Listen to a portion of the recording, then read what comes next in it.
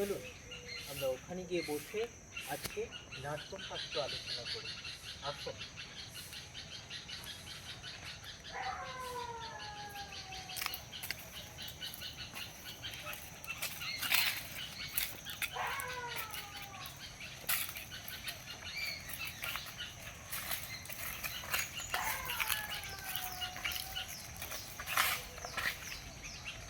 সকলের সফলতা কাম্য করি।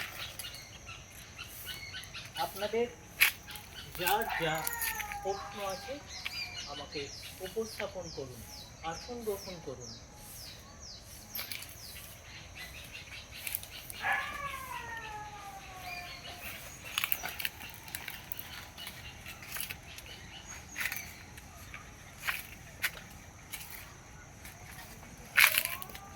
আমাদের জানতে ইচ্ছা করছে নাট্যশাস্ত্রে, আপনি যে বললেন কথাটা নাট্যশাস্ত্র, এই নাট্যশাস্ত্রের উৎপত্তি কিভাবে হলো? খুব ভালো প্রশ্ন করেছেন আপনি। নাট্যশাস্ত্র শুধু নাটকের জন্য নয়, আমাদের মানব জীবনের সঙ্গে যুক্ত। ঋগ্বেদের পর থেকে, ক্রেতা যুগের পর থেকে মানুষ ক্রমশ লোভের দিকে প্রকট হয়। তখন ইন্দ্র ব্রহ্মার কাছে প্রশ্ন করে, এর থেকে নিরুপায়ের উপায়।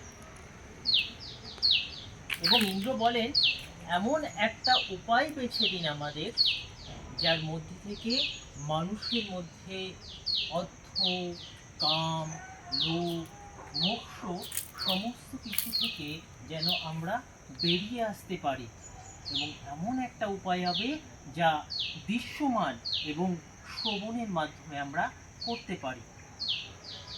ইন্দ্রের এই কথা শুনে ব্রহ্মা ইন্দ্রকে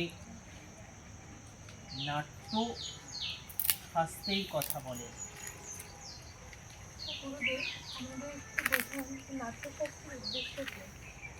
খুব ভালো। নাট্যশাস্ত্র হলো মানুষকে বোঝাবার জন্য, সমাজকে সচেতন করার জন্য একটা ভালো পথ। আমরা যদি শুধু মুখে বলি, মানুষ বুঝবে না। আবার আমরা যদি শুধু দেখাই, মানুষ চিনবে না। তাই নাট্যশাস্ত্র হলো মানুষকে বোঝাবার একটা সঠিক দিক, যেটার মাধ্যমে মানুষ অভিনয়ের মাধ্যমে, গানের মাধ্যমে সেটা মানুষকে সমাজের কাছে তুলে ধরার চেষ্টার যে মাধ্যম, সেটা হচ্ছে নাট্যশাস্ত্র।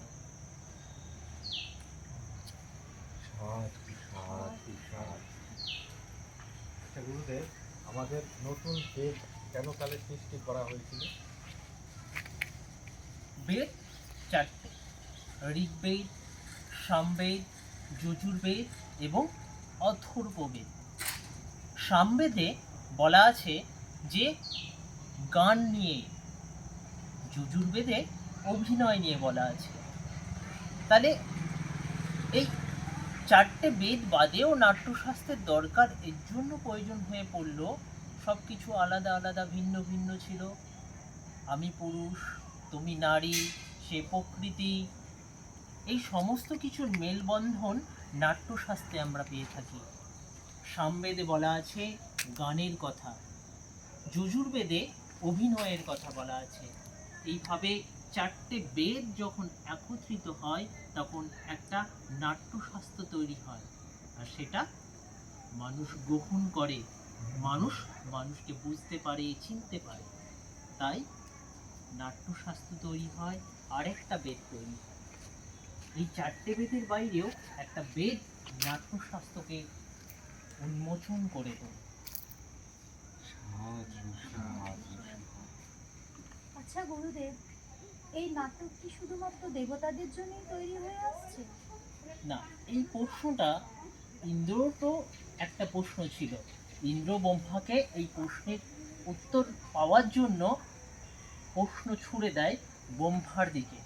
তিনি বলেন, শুধু তাই নয়, মানুষ, দেবতা, রাক্ষস, এবং অন্য সমাজের যত প্রাণী আছে সবার জন্যই এটা। তাই তিনি বলেন যে শুধু এক ভুবনে নয়, ত্রিভুবনেই নাটক দরকার, তাই নাট্যশাস্ত্র। ব্রহ্মা বলেন স্বর্গ, মর্ত্য, পাতাল, তিনটে পৃথিবীতেই নাটকের প্রয়োজন।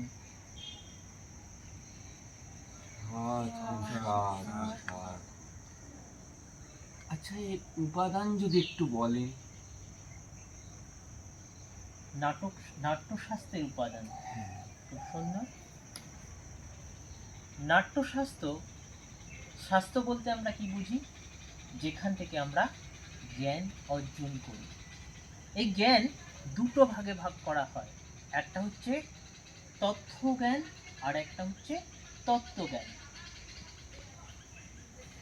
শ্রুতি শুনে শুনে বলা আর প্রকৃতি থেকে পাওয়া একটা হচ্ছে তত্ত্বজ্ঞান আর একটা হচ্ছে তথ্যজ্ঞান। এই নাটকের উপাদান স্বরূপ আমরা সামবেদের কিছু গানকে আমরা অনুসরণ করি। অভিনয় হেতু আমরা যজুর্বেদের বিভিন্ন ক্যারেক্টারকে আমরা অনুশীলন করি, তা মানুষের সমাজে তুলে ধরার চেষ্টা করি। আর উপাদান বলতে আরো কিছু আছে, সেগুলো যেমন পুরুষ, প্রকৃতি, আমরা কার হিসেবে নাট্যচর্চা করছি, তার ক্যারেক্টার কি হবে, সে কেমন চলতো, কিভাবে দাঁড়াতো, কিভাবে বসতো, এগুলো সবই নাট্যশাস্ত্রের একটা আহ্নিকভাবে লেখা আছে, তাতে বলা আছে। সাধু সাধু সাধু। এই যে আপনি নতুন বেদ শুরু করেছেন, লিখেছেন, আমরা দেখতে পাচ্ছি এটাকে পঞ্চম বেদ বলে আপনি আখ্যা দিচ্ছেন। এর গুরুত্ব সম্বন্ধে যদি দুটি কথা বলেন। এর গুরুত্ব এটাই যে একটা সময় ক্রেতা যে যুগ ছিল, যুগের পর থেকে মানুষ লোভী হতে থাকে, তাদের মধ্যে হিংসা বাড়তে থাকে, তাদেরকে বোঝালে তো বোঝানো যাবে না। তাই ব্রহ্মা ঋগ্বেদ, সামবেদ, যজুর্বেদ সমস্ত কিছু থেকে একটা আলাদা শাস্ত্র রচনা করলো, যেটা হচ্ছে নাট্যশাস্ত্র, যার মাধ্যমে মানুষের কাছে, সমাজের কাছে একটা সঠিক বার্তা আমরা প্রদান করতে পারি। তাই পঞ্চ যে বেদের কথা তোমরা বলছো নাট্যশাস্ত্র, সে নাট্যশাস্ত্রের অ্যাকচুয়াল নাট্যশাস্ত্র কিন্তু বেদ নয়, একটা শাস্ত্র। বেদ ঋগ, সাম, যজু, অথর্ব। উপবেদ আয়ুর্বেদ, যার মাধ্যমে মানুষকে সুস্থ করে তোলা যায়। আর সেই সুস্থ করে তোলার যে আঙ্গাঙ্গিক ভূমিকা বা উপস্থাপন, সেটা নাটকের মাধ্যমে মানুষের হৃদয়ে জ্ঞাপন করা যায়।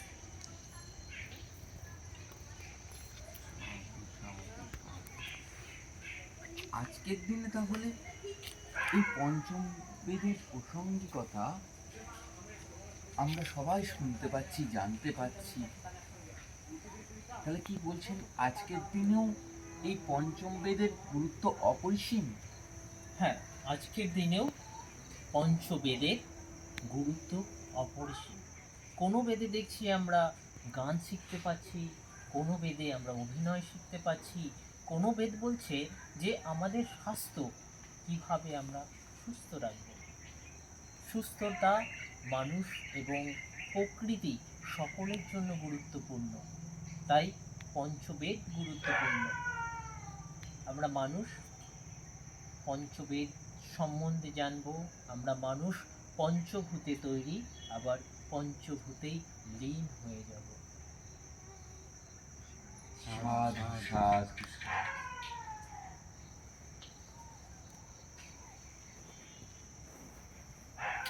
বুঝতে পারছি। আপনাদের আর কারোর কোনো জিজ্ঞাসা আছে, কোনো প্রশ্ন উপস্থাপন আছে? না,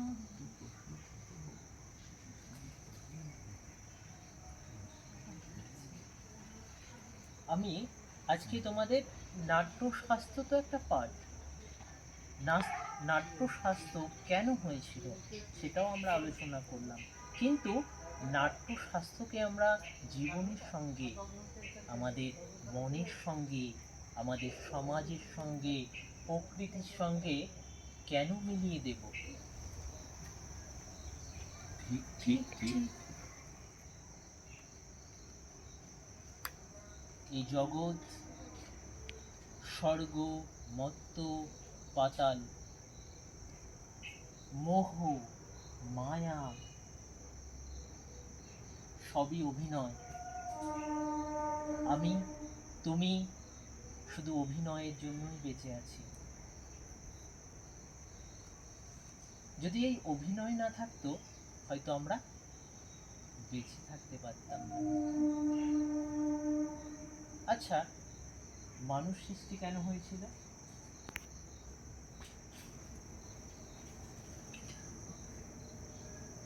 মানুষ, আমার মতে মানুষের সৃষ্টি হচ্ছে কল্যাণময় কাজ করে যাওয়ার জন্য।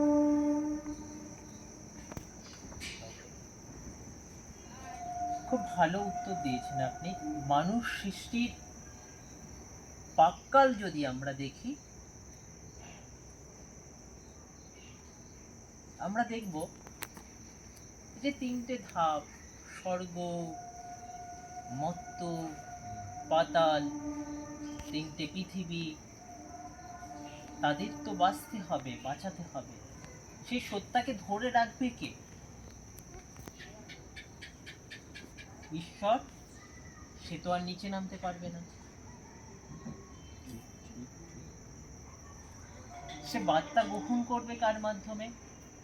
নারদ, নারায়ণ নারায়ণ নারায়ণ। সেও ঈশ্বর এবং মানুষের পরিপূরক। তাই সেই সমাজকে, পরিবেশকে, স্বর্গ, মর্ত্য, পাতালকে বাঁচানোর জন্য বিভিন্ন ব্যাপারে, বিভিন্ন গুণকে ব্রহ্মা তৈরি করতে থাকলো। কখনো নারী রূপে, কখনো পুরুষ রূপে, কখনো পশু রূপে। আর আমাদের মানুষ যারা, তাদের মধ্যে ব্রহ্মা সমস্ত কিছুই ছড়িয়ে দিল। মানুষের প্রকৃতি, প্রকৃতির প্রকৃতি, আর পশুর প্রকৃতি। তাই আমরা কখনো হিংস্র হয়ে যাই, কখনো লোভের বশবর্তী হয়ে যায়, কখনো কাম আমাদেরকে আঁকড়ে ধরে। আমরা সকলে কর্মে বাঁধা, আর এই কর্ম নিষ্কাম কর্ম আর সকাম কর্ম। নিষ্কাম কর্ম মর্ত্যের দিকে তাড়িত করে, আর সকাম কর্ম তোমরা বলো কোথায়? স্বর্গের দিকে তাড়িত করে। তাই মানুষ তৈরির উদ্দেশ্য হচ্ছে, মানুষ তুমি কর্ম করো, কর্মে তোমার ফল হবে। আর এই শব্দগুলি মানুষকে বোঝানোর জন্য ইন্দ্র যে প্রশ্ন করেছিল ব্রহ্মাকে, যে কিভাবে এর থেকে উৎপত্তি পাবো, কিভাবে এর থেকে আমরা নিষ্কৃতি পাবো, এবং কিভাবে আমরা সঠিক রাস্তা খুঁজে পাবো। তাই সে তৈরি করলো নাট্যশাস্ত্র। তাই চারটে বেদ, আরেকটা বেদ, কিন্তু তাকে বেদ বলবো না, তাকে একটা শাস্ত্র বলবো, সেটা হচ্ছে নাট্যশাস্ত্র।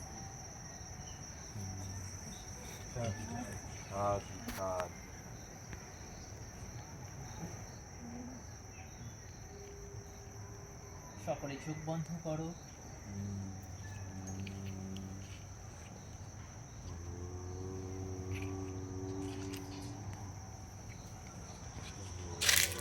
অনুভব করো, অনুভূতি নাও।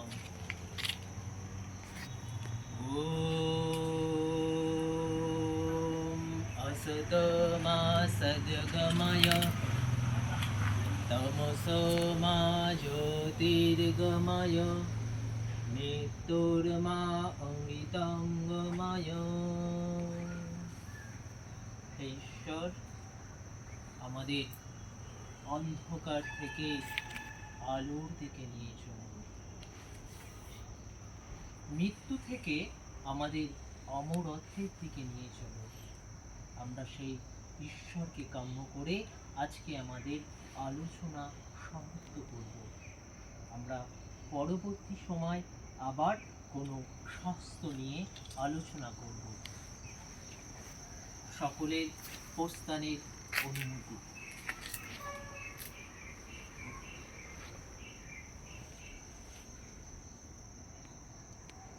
চলুন আমরা আবার আমাদের সাধনায় ফিরে যাই। আমরা নতুন করে নিজেদের দিগন্ত খুঁজে বের করার চেষ্টা করি। এসো আমরা সকলে পায়ে পায়ে এগিয়ে যাই।